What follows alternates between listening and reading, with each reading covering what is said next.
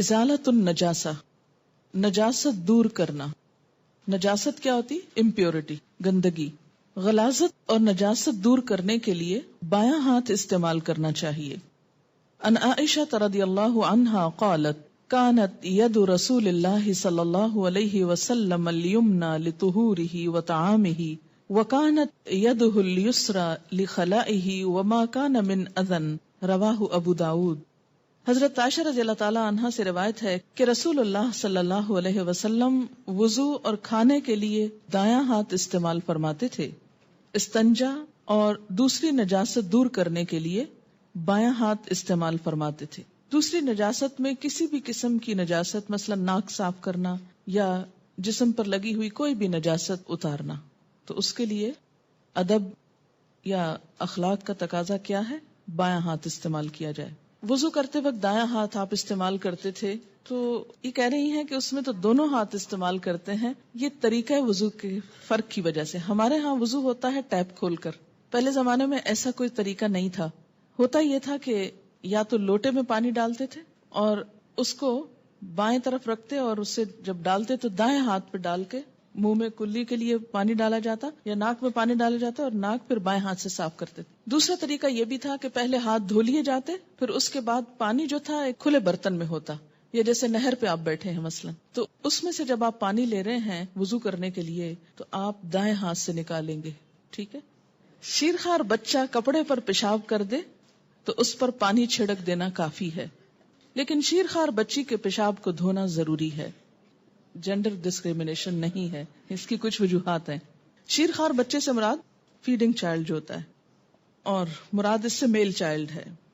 ان علی ابن ابی طالب رضی اللہ عنہ ان رسول اللہ صلی اللہ علیہ وسلم قال بول الغلام الردیع يندح وبول الجاریۃ یغسل. قال قتادہ وهذا ما لم يطعما فاذا طعما غسل جميعا. رواہ احمد والترمذی. حضرت علی بن ابی طالب رضی اللہ تعالی عنہ سے روایت ہے کہ رسول اللہ صلی اللہ علیہ وسلم نے فرمایا شیرخوار بچے کے پیشاب پر پانی چھڑک دیا جائے اور بچی کے پیشاب کو دھویا جائے. حضرت قتادہ فرماتے ہیں کہ یہ حکم اس وقت تک ہے جب تک کہ غلہ نہ کھائیں. غلہ کھانے سے مراد کیا ہے؟ جیسے بریڈ، روٹی، اناج، سیریلز. جب کھانے لگیں تو دونوں کے پیشاب دھوئے جائیں گے. اسے احمد اور ترمذی نے روایت کیا ہے. دونوں میں فرق یہ ہے کہ بچی کا پیشاب تھک بھی ہوتا ہے اور ایک جگہ پر جمع ہو جاتا ہے. اس کو دھونا بھی آسان ہے اور اسے دھونا بھی چاہیے اس کی خاصیت کے فرق ہونے کی وجہ سے. جبکہ دودھ پیتے بچے کے پیشاب کی خاصیت بھی فرق ہے، اور دوسرا یہ کہ وہ چھینٹوں کی شکل میں ہوتا ہے، اور وہ چھینٹے جب اڑ کے کچھ ایریے پر بکھر جاتے ہیں تو ان سب کو دھونا اور سمیٹنا مشکل بھی ہوتا ہے. اور دوسرا یہ ہے کہ اس کے اندر نجاست کی وہ کیفیت نہیں ہوتی جو ایک جگہ سارا پیشاب جمع ہونے کی صورت میں یا بچی کے پیشاب میں ہوتی. لہذا وہ سارے ایریے کو باقاعدہ دھو کے پاک کرنے کی بجائے اگر اس پر ایسے ہی کچھ پانی سپرنکل کر دیا جائے تو اس سے طہارت ہو جائے گی.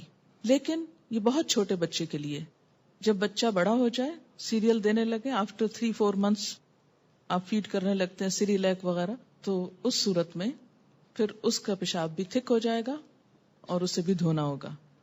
ان ام قیس بنت محسن رضی اللہ عنہا انہا اتت رسول اللہ صلی اللہ علیہ وسلم بابن لها لم یأکل الطعام فوضعته في حجره فبال قال فلم یزد علی ان ندح بالماء. رواہ مسلم.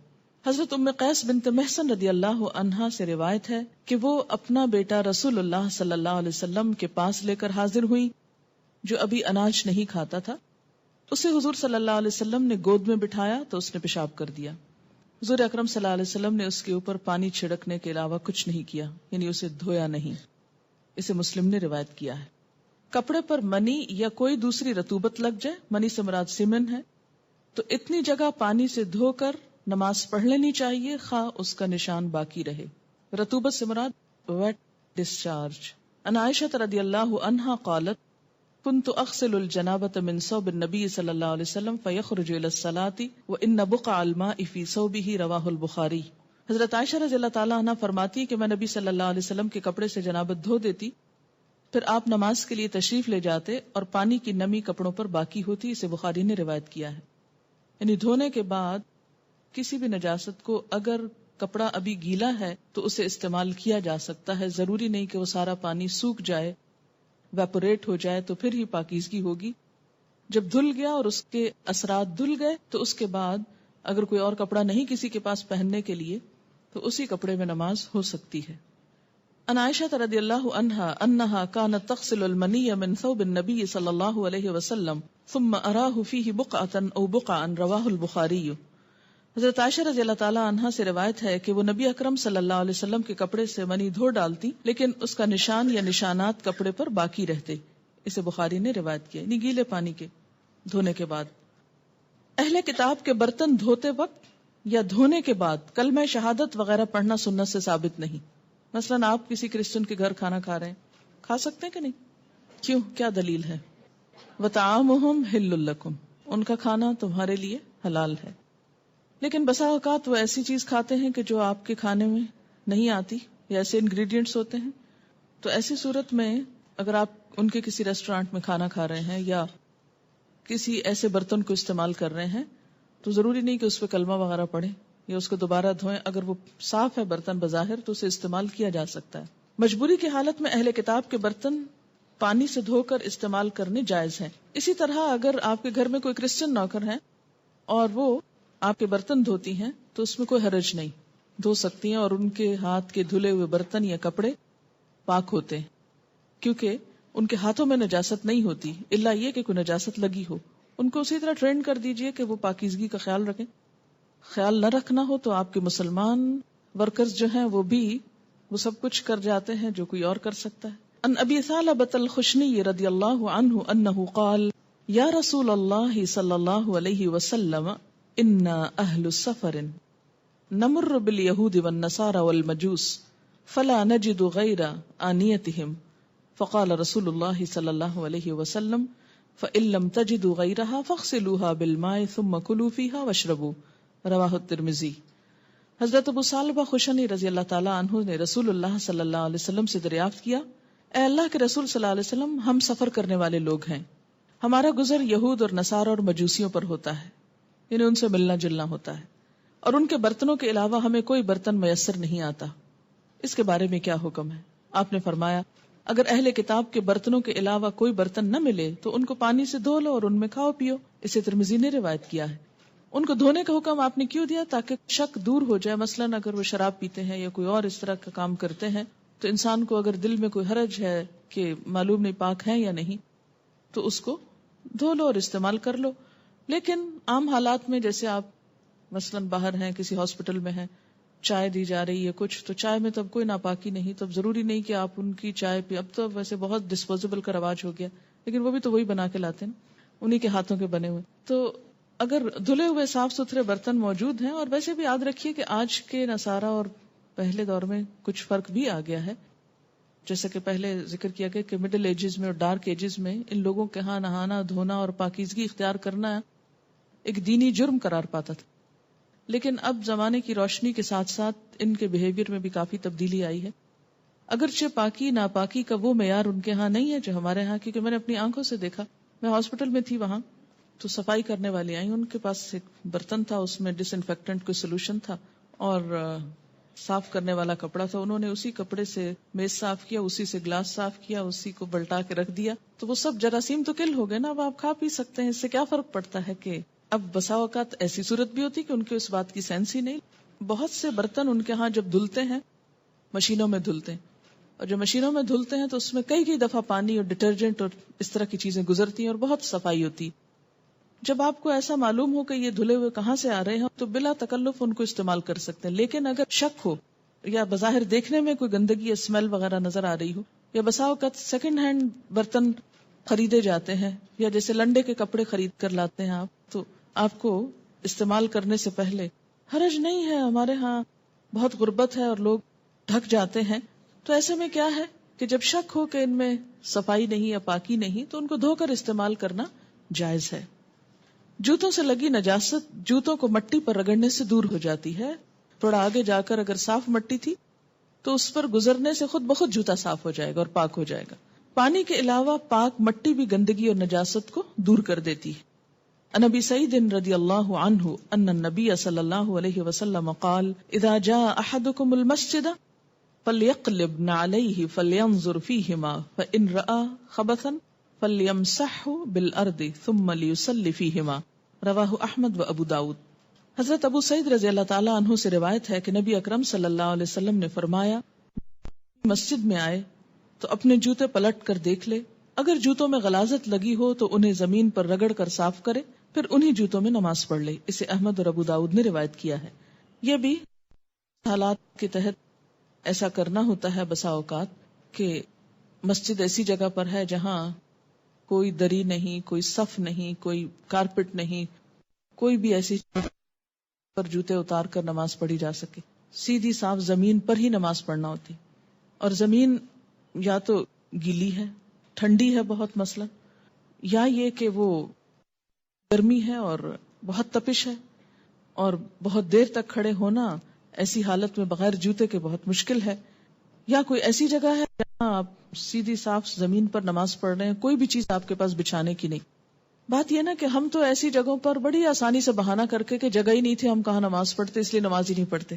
لیکن جن لوگوں کو یہ معلوم ہے کہ ان الصلاۃ کانت موقوتا, کہ نماز مومنوں پر وقت کی پابندی کے ساتھ فرض کی گئی ہے, تو وہ پھر وقت کی پابندی کو ملحوظ خاطر رکھتے ہوئے ہر جگہ پر نماز پڑھ لیتے ہیں.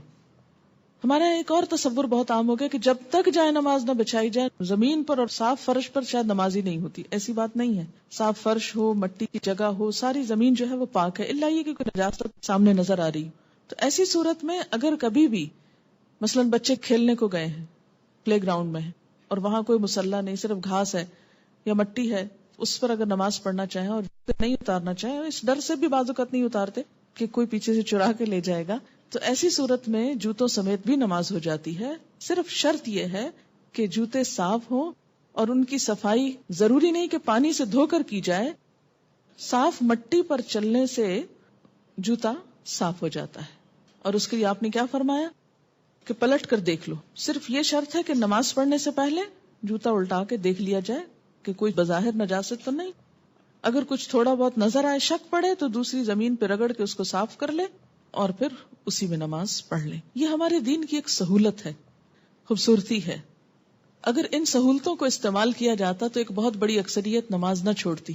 آج نماز چھوڑنے کی بہت سی وجوہات میں ایک وجہ یہ بھی شامل ہو گئی کہ ہم نے پاکی ناپاکی کے مسائل میں اتنی سختی برتی, جائز رخصتوں سے فائدہ نہیں اٹھایا, جس کے نتیجے میں لوگوں پر پاک ہونے کا تصور ہی گراں گزرنے لگا, اس کی ضرورت ہی کم ہو گئی, یہ بہت مشکل ہو گیا, اور نتیجتاً نماز ہی چھوڑ کے بیٹھ گئی. کیونکہ جب دل میں یہ شک آ جاتا ہے نا کہ پتہ نہیں نماز ہوئی کہ نہیں ہوئی, تو پھر شیطان کیا کہتا ہے, جب ہونی نہیں تو پڑھنے کی کیا ضرورت ہے, اس سے اچھا پڑھو ہی نا. تو یہ ایک سبب بن گیا نماز چھڑانے کا. اس لیے اللہ کے رسول صلی اللہ علیہ وسلم سے بڑھ کر نہ کوئی پاکیزہ تھا نہ ہو سکتا ہے. جو کچھ آپ نے بتا دیا اسی میں ہماری بھلائی ہے. جو پابندی آپ نے لگائی وہاں رک جانا ہے, جو سہولت آپ نے دی اس کو استعمال کرنا ہے تاکہ فرض نہ چھٹے. ان امرأة من بنی عبد الاشہل قالت سألت النبی صلی اللہ علیہ وسلم فقلت ان بینی وبین المسجد طریقا کذرة قال فبعدها طریق انظف منها قلت نعم قال فهذه بهذه. رواہ ابو داود و ابن ماجہ. بنو عبد الاشہل کی ایک عورت نے نبی صلی اللہ علیہ وسلم سے عرض کیا, ہمارے گھر اور مسجد کے درمیان کچھ گندا راستہ ہے, تو اگر جوتوں پہ غلاظت لگ جائے تو کیا کریں؟ آپ نے فرمایا کیا اس کے بعد صاف راستہ بھی ہے؟ عورت نے عرض کیا ہاں. آپ صلی اللہ علیہ وسلم نے فرمایا صاف راستہ گندے راستے کے اثرات ختم کر دیتا ہے. یعنی سڑک پہ چلتے ہوئے اگر راستے میں کوئی گندگی آ بھی گئی اور اس کے بعد صاف راستہ آیا, تو صاف راستے کے ساتھ جب جوتا بار بار ٹکرائے گا تو وہ گندگی کو اتار دے گا خود ہی. اور اس میں خاص طور پر کچے راستے.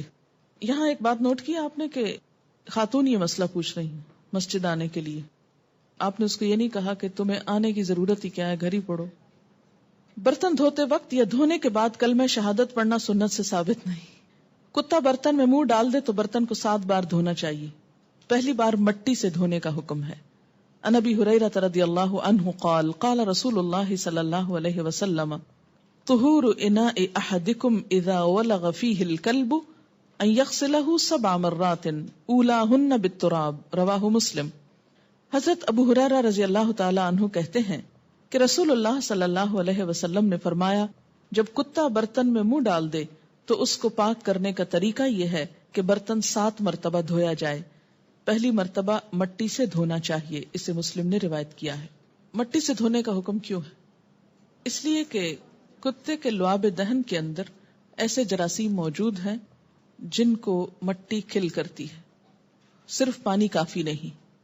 اور یاد رکھیے کہ آج کل کے بعض ڈٹرجنٹس بھی وہ کام نہیں کرتے جو پہلے زمانے میں مٹی اور ریت اور راکھ کیا کرتی تھی. اسی لیے بیماریاں کم تھی. ہم نے صفائی کے لیے جو کچھ استعمال کرنا شروع کیا وہ بذات خود ایک بیماری بن گیا.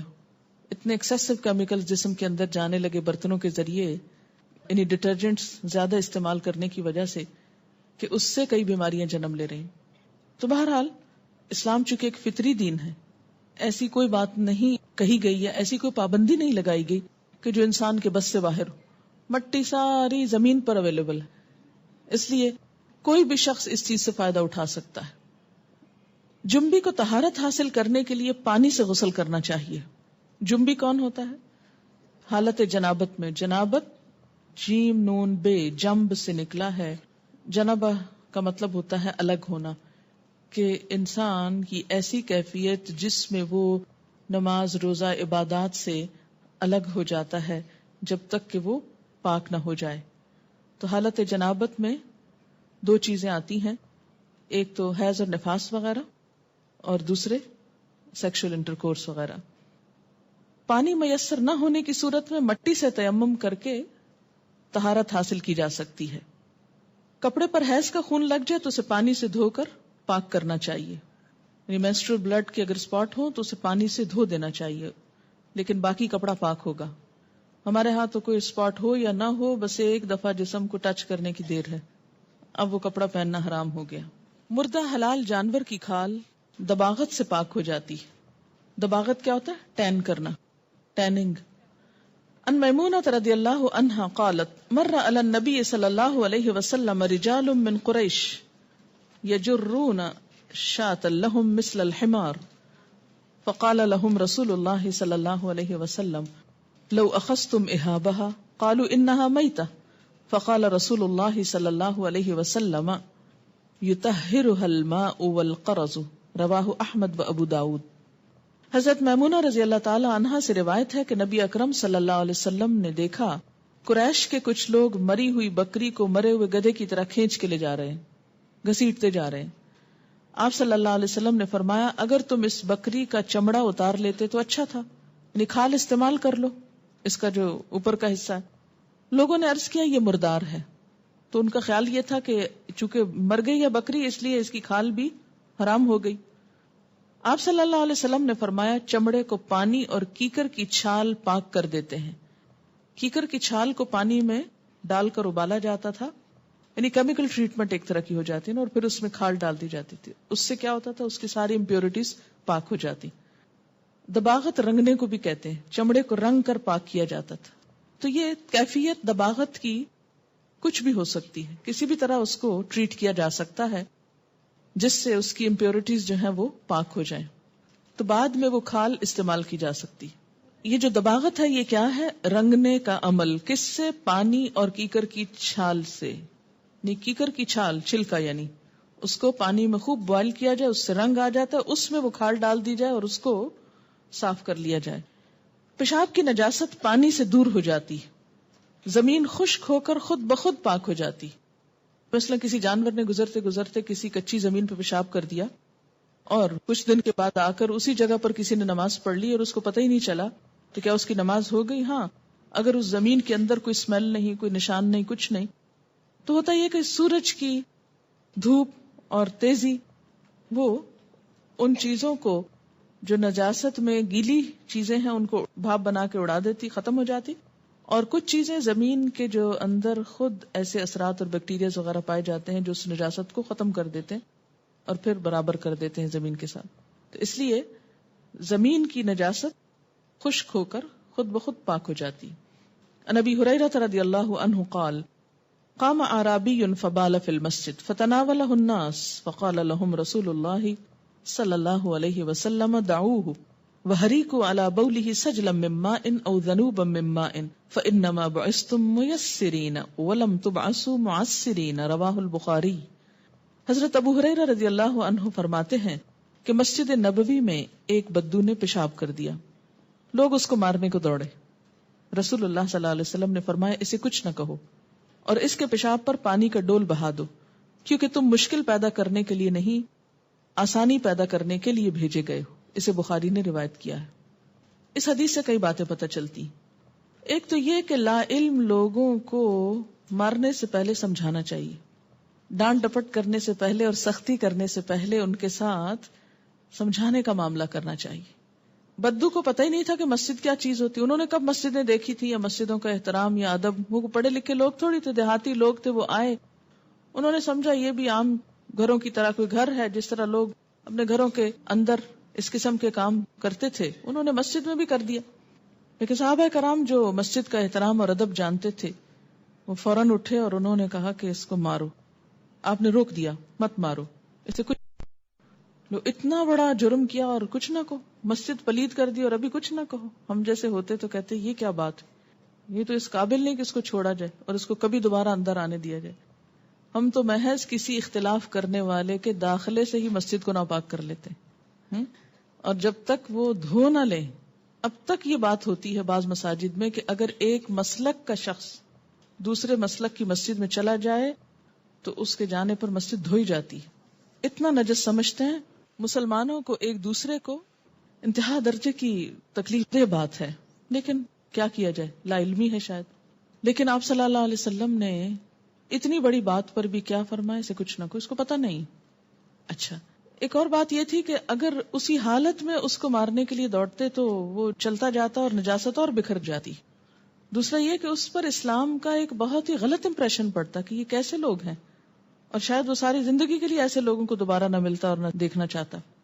تیسری بات یہ ہے کہ بہت سی زیادتیاں اور خرابیاں جو لوگ ہمارے ساتھ کر جائیں ان کا جواب دینا ضروری نہیں ہوتا، اور ان کی اصلاح اس طریقے سے ضروری نہیں ہوتی. ان کی اصلاح اپنے عمل سے، اپنے رویے سے، اپنے اچھے اخلاق سے بھی ہو سکتی. یعنی اگر آپ کے دل میں دوسروں کی خیرخواہی ہے اور آپ چاہتے ہیں کہ ان کی بھی بھلائی ہو جائے تو اس کا طریقہ ضروری نہیں یہی ہو کہ آپ اس سے ڈانٹ ڈپٹ کے پیش آئیں. ہاں، ڈانٹ ڈپٹ وہاں ہونی چاہیے جو سمجھ چکے ہوں اور پھر نہ سمجھیں. وہاں آپ صلی اللہ علیہ وسلم نے کوڑے بھی لگوائے، ہاتھ بھی کٹوائے اور سخت سزائیں بھی دی. لیکن جو لوگ ابھی سمجھے ہی نہیں، جانتے ہی کچھ نہیں، ان کے ساتھ یہ رویہ درست نہیں، یہ حکمت کے خلاف ہے. آپ نے اس کی اصلاح کیسے کروائی کہ جب وہ پیشاب کر چکا تو آپ نے کہا پانی کا ڈول لے اور اس پہ بہا دو. انہوں نے بہا دیا، وہ نجاست چلی گئی، آگے بہ گئی، اور اس کے بعد جب وہ سوکھ گئی جگہ تو سب اس پہ دوبارہ نماز پڑھنے لگے. پھر فرمایا تم مشکل پیدا کرنے کے لیے نہیں، آسانی پیدا کرنے کے لیے بھیجے گئے ہو. دین مشکل کا نام نہیں، خود ساختہ پابندیوں کا نام نہیں. پینے والی چیز میں مکھی گر جائے تو اسے ڈبو کر نکال دینے سے مکھی کی نجاست دور ہو جاتی، مثلا پانی میں یا لسی میں یا کسی بھی ایسی چیز میں. الا یہ کہ وہ گرم چائے ہو ابلتی ہوئی اور اس میں گر جائے اور اس کے پر بکھر جائیں تو وہ پھر اور چیز ہے. لیکن ٹھنڈی چیز میں، ٹھنڈے نارمل پانی میں اگر مکھی گر گئی، ایک طرف لگا اس کا اور وہ اس میں ابھی تیر رہی تو اس کو پورا ڈپ کر کے اس کو باہر پھینک کے اس کو پیا جا سکتا ہے. کیوں؟ اس کی وجہ یہ ہے کہ ایک پر کے اندر اگر نجاست ہے تو دوسرے میں اسی کا توڑ موجود ہے. اب آپ کہیں گے توبہ توبہ، ہم تو یہ نہیں پی سکتے. نہ پیئیں، مجبوری نہیں ہے کہ آپ کو زبردستی پلایا جائے کہ اب پینا ہی ہے. جس کا دل نہیں مانتا نہ پیے، لیکن یاد رکھیں کہ ہر شخص کے پاس اتنا وافر نہیں ہوتا کہ ایک گلاس دودھ کا پہلے پھینک دے کہ ایک مکھی گر گئی اس میں اور پھر دوسرا پیے. اس کے پاس ہو سکتا ہے دی اونلی گلاس ہو اور کوئی اور دودھ نہ ہو تو اس کو آپ محروم کر دیں. تو اللہ تعالیٰ نے یہ دین بھیجا ہے سب کے عمل کے لیے، سب کی سہولت کے لیے، نہ کہ چند مخصوص پریویلیج لوگوں کے لیے. عن ابی ہریرہ رضی اللہ عنہ ان رسول اللہ صلی اللہ علیہ وسلم قال اذا وقع الذباب في اناء احدكم فليغمسه كله ثم ليطرحه فان في احد جناحيه شفاء وفي الاخر داء. رواہ احمد البخاری و ابو داود و ابن ماجہ۔ حضرت ابو ہریرہ رضی اللہ تعالی عنہ فرماتے ہیں کہ رسول اللہ صلی اللہ علیہ وسلم نے فرمایا، جب کسی کے مشروب میں مکھی گر جائے تو اسے پوری طرح ڈبو کر پھینک دینا چاہیے اور مشروب پی لینا چاہیے۔ مکھی کے ایک پر میں شفا ہے اور دوسرے میں بیماری ہے۔ اسے احمد، بخاری، ابو داؤد اور ابن ماجہ نے روایت کیا ہے۔ جی، یہ کسی نے لکھا ہے کہ بکری کی کھال سے آج کل جوتے بنتے ہیں، اس کی کھال نرم ہوتی ہے اس لیے جوتے آرام دہ ہوتے ہیں۔ کسی دوسرے نے لکھا کہ بکری کی کھال سے جائے نماز بھی بنتے ہیں۔ بکری کی کھال مشک بنانے کے لیے کام آتی ہے۔ مشک ہوتا ہے نا واٹر بیگ جو لیدر کا ہوتا ہے۔ بکری کی کھال سے ٹوپیاں بنائی جاتی ہیں، اور بکری کے بچے کی کھال جو ابھی پیدا نہ ہوا ہو اس کو قراقلی کہتے ہیں۔ قراقلی ٹوپی اسی سے شاید بنتی ہے۔ قراقلی ٹوپی بہت قیمتی ہوتی ہے۔ سوال ہے، کیا ہندو باورچی کے ہاتھ کا کھانا کھایا جا سکتا ہے؟ اگر وہ پاکیزگی کا خیال رکھتا ہو تو اس کے ہاتھوں میں کوئی خرابی نہیں ہے، پکوا سکتے ہیں آپ کھانا۔ بات یہ ہے کہ بہت سارے کام نان مسلمز کرتے ہیں۔ ہندو کا معاملہ آپ یوں سمجھے ایسے ہی جیسے اہل مکہ کا معاملہ، ان دونوں کی سرشت آپس میں ملتی ہے، عقیدہ ملتا ہے۔ وہ بتوں کو پوجتے تھے اور یہ بھی بتوں کے پجاری ہیں۔ آپ صلی اللہ علیہ وسلم نے اہل مکہ کے ساتھ کیا معاملہ کیا؟ جو وہاں سنت ملتی ہے وہی ان کے ساتھ معاملہ کرنے کی ضرورت ہے۔ اگر مکھی ٹھنڈے پانی میں گر جائے اور ہمیں پتہ نہیں کہ کب سے گری ہوئی ہے اور وہ مر بھی گئی تو کیا کرنا چاہیے؟ اگر وہ بکھری نہیں اور صرف ایک جگہ پر تیر ہی رہی ہے نا، مرنے کے بعد نیچے تو نہیں جا بیٹھے گی، تیر ہی رہی ہے تو اوپر سے کچھ ہٹا دیں۔ اگر وہ پانی نہانے کے لیے خاص طور پر آپ استعمال کرنا چاہیں تو بلا تکلف استعمال کریں۔ سوال ہے، میں اپنی ماسی سے اکثر نماز پڑھنے کے لیے کہتی ہوں تو وہ کہتی ہے کہ ہم باتھ رومز دھوتے ہیں، چھوٹے بچوں کے پیشاب والے کپڑے دھوتے ہیں، اس لیے کپڑے پاک نہیں ہیں۔ اگر صاف کپڑوں کا جوڑا دے دیا جائے تو کہتی ہیں کہ جسم پر بھی چھینٹے اڑتے ہیں، اس لیے نہانا ضروری ہے، اس کے بغیر نماز نہیں پڑھی جا سکتی۔ کیا ایسی صورت میں نماز چھوڑی جا سکتی ہے؟ کیونکہ ان کے لیے تو یہ ممکن نہیں کہ روز الگ الگ گھروں میں کام کریں، پھر روز نہائیں، روز کپڑے بدلیں، اس طرح روز نماز پڑھیں۔ ایسی صورت میں کیا کیا جائے؟ مجھے بتائیے کہ اگر آپ خود باتھ روم دھو رہے ہوں اور بچوں کے کپڑے دھو رہے ہیں، کیونکہ ہر عورت کبھی نہ کبھی، خواہ کتنے بھی نوکر موجود ہوں، ایسی مشکل میں آتی ہے کہ اس کو خود یہ کام کرنا پڑتا ہے۔ مثلا عید پر، مختلف مواقع پر جب سب چھٹی کر جاتے ہیں تو بچوں کو تو آپ کہیں نہیں دے آتے، سب کچھ صاف کرنا پڑتا ہے آپ کو خود، یا یہ کہ واش روم بھی بعض اوقات خود دھونا پڑتا ہے، بلکہ دھونا چاہیے۔ اب آپ دیکھیے کہ جب آپ خود دھوتے ہیں تو کیا کرتے ہیں؟ چھینٹے اڑاتے ہیں؟ اڑانے چاہیے چھینٹے۔ ایسی ماسیوں کو یہ تربیت دیں کہ وہ ان چیزوں کو دھوتے وقت چھینٹے نہ اڑایا کریں، کیونکہ اگر وہ ان کے کپڑوں جسم پہ پڑتے ہیں تو منہ پہ بھی پڑ جائیں گے، اور کوئی چیز ہم منہ پہ پڑنا کیسے برداشت کر سکتے ہیں؟ تو ان کی بنیادی تربیت ہونی چاہیے۔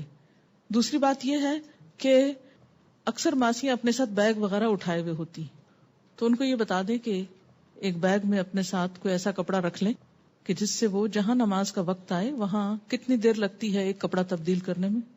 5 منٹ، 10 منٹ نہیں، 1 منٹ سے بھی کم لگتا ہے۔ اگر آپ گھڑی دیکھ کر کپڑا چینج کریں 1 منٹ سے کم لگتا ہے۔ اور جو چھینٹے پڑتے ہیں وہ اعضاء وضو میں بھی دھل جاتے ہیں، یعنی ایسے چھینٹے اڑانا کہ وہ آپ کے جسم کے اندر تک کپڑوں کو پار کر کے چلے جائیں، تو یہ تو انتہائی پھوڑ پن کی علامت ہے۔ ایسا نہیں ہونا چاہیے۔ ان کو دھونا سکھائیں تاکہ ان کا مسئلہ حل ہو۔ کوئی بھی ایسی صورت نہیں کہ جس سے نماز معاف ہو جائے، نماز نہیں معاف۔ اور اگر ان کی ایسی ہی مجبوری ہے تو ان کو شاید اللہ تعالیٰ اس حال میں بھی نماز پر معاف کر دے۔ پھر کہ سارا نہانے کی کیا ضرورت ہے؟ سر پہ کیپ پہن لیں کہ بالوں میں چھینٹے نہ پڑے، اور باقی جسم پہ اپرن وغیرہ پہن لیں اگر کھڑے ہو کے کام کر رہے ہیں، اور اگر بیٹھ کے کر رہے ہیں تو بھی ایسی صورت میں بیٹھیں، ایسی جگہ پر بیٹھیں کہ جس سے کم چھینٹے آئیں۔ زمین خشک ہو کر پاک ہو جاتی، لیکن آج کل جو سیمنٹڈ فرش ہے ان کا کیا حکم ہے؟ ان پر نجاست نظر آتی ہے تو اس کو ہٹا لیں بس، یعنی نجاست جو نظر آئے اس کو صاف کر لیں، اور جو جذب ہو جائے اور مٹی میں مٹی ہو جائے اور سورج سے پاک ہو جائے تو اس پہ کوئی حرج نہیں، ٹھیک ہے نا؟ یہ تو اللہ نے عقل کس لیے دی ہے ہم کو؟ آنکھیں کھول کے دیکھو، کچھ نظر آ رہا ہے تو ہٹا دو، اور اگر کچھ نظر نہیں آ رہا تو صرف وہم گمان کر کے کہ یہاں سے کیا پتا کوئی بکری گزری ہو، اور کیا پتا یہاں کچھ گر گیا ہو، اور کیا پتا، تو کیا پتا نہیں، دیکھو اب کیا حال ہے۔ باہر کے ممالک میں لوگ اپنے بچوں کو اللہ کا لاکٹ پہناتے ہیں کہ خدا نخواستہ اگر کوئی حادثہ ہو تو پتہ چل سکے کہ مسلمان ہے، اگر خدا نخواستہ فوت ہو جائے تو مسلمان کی حیثیت سے دفنایا جائے۔ زلزلے میں جیسے ہندو مسلم دونوں ہی ایک جگہ تھے تو مسلمانوں کو بھی جلا دیا گیا کیا اللہ کا لاکٹ ہر وقت پہنا جا سکتا ہے؟ اب دیکھیے کہ لاکٹ پہنانے سے مسئلہ حل نہیں ہوگا. اس کی وجہ یہ ہے کہ خدا نخواستہ حادثے وغیرہ میں تو لوگ پہلے لاکٹ اتارتے ہیں، کیونکہ اتنی بے حسی ہے ہر جگہ پر. اگر سونے وونے کا پہنایا ہوا ہے تو وہ پہلے تو وہ اتار دیں گے، وہ شناخت تو اٹھا لیں گے. دوسری بات یہ کہ ایک مسلمان عورت کی، ایک مسلمان مرد کی واضح شناخت ہے. اگر یہ مسلمان مرد داڑیاں رکھے ہوئے ہوں اور وہ سکھوں سے مختلف ہوتی ہیں تو فوراً پتہ چل جائے گا، کسی کی جرت نہیں پھر جلائے، کیونکہ چہرے پہ نشان ہے نا، یہ سنت ہے. اچھا، اسی طرح عورت کی ایک شناخت ہے، اس کا لباس، اس کا گھر. کیونکہ اگر زلزلے میں کچھ لوگ جیسے دبے ہیں تو گھروں میں بھی ایک شناخت ہوتی ہے. اگر کسی اکٹھے کام کرنے کی جگہ پر تو اس میں بھی شناخت ہوتی ہے. اسی لیے تو کہا گیا کہ مسلمان جو ہے وہ جہاں بھی ہو ان یعرفنا، پہچانا جائے. اس لیے کہ کذالک جعلناکم امۃ وسطا لتکونوا شہداء علی الناس. ہم فالوورز نہیں بنائے گئے دنیا کے، ہم تو دنیا کے رہنما بنائے گئے، لوگوں کے لیے ایک نمونہ ہے. تو یہ نمونہ اسی صورت میں ہو سکتا ہے جب ہم اندر کے اظہار کے ساتھ اپنی شناخت بھی مسلمانوں جیسی رکھیں. جی ہاں، نام بھی شناخت ہے، کارڈ وارڈ ہوتا ہے لگا وہ عموماً ڈیوٹی آورز میں، اس سے بھی پتہ چل جاتا ہے. بعض اوقات اور کچھ بیسک انفارمیشن ساتھ ہوتی ہے، تو وہ چیزیں بھی ہوں تو بہتر ہے. اگر جسم کے کسی حصے پر پیشاب کی چھینٹ پڑ جائے تو صرف اتنا حصہ دھونا ضروری ہے، پورا جسم پاک کرنا ضروری ہوگا؟ صرف اتنا حصہ. مثلا ایک انگلی پہ کچھ لگا ہے تو صرف ایک انگلی. بازو کا ایسا ہوتا نا، جیسے آپ بیٹھے ہیں، بچے کو اٹھایا ہے اور ہاتھ کو کچھ گیلا لگا تو آپ نہانے نہیں بیٹھ جائیں گے، آپ بس ہاتھ دھوئیں گے. اسی وجہ سے تو آپ دیکھیں اس طرح کی کنفیوژن جب دل میں ہوتی ہے تو نماز پڑھ ہی نہیں پاتے. اور شیطان کا سب سے بڑا وار ہے کہ طہارت میں شک ڈال دو، طہارت کو مشکل بنا کے پیش کرو تاکہ کوئی بھی عبادت نہ کر سکے. ایمان لانے کی راہ میں وہ شرک کی نجاست ڈال دی اس نے، اور اگر ایمان لے آئے اس نجاست سے نکلے تو یہ طہارت کے بارے میں شک پیدا کر دیا تاکہ عبادت نہ کر سکے. کہا جاتا ہے کہ ہندو اپنے برتنوں پہ گائے کے پیشاب چھڑکتے ہیں، کیا ان کے گھر کھانا کھا سکتے ہیں؟ اگر آپ کو پتا ہے کہ چھڑکتے ہیں تو پھر نہ کھائیے، اور اگر آپ جانتے ہیں کہ ان کے ہاں ایسی کوئی چیز نہیں تو سوکھی چیز کھا لیں، پکی ہوئی نہ کھائیں، معلوم نہیں کیا پکاتے ہیں. کیا وضو کر کے قالین پہ پاؤں رکھے جا سکتے ہیں اگرچہ قالین پہ نجاست نہ ہو؟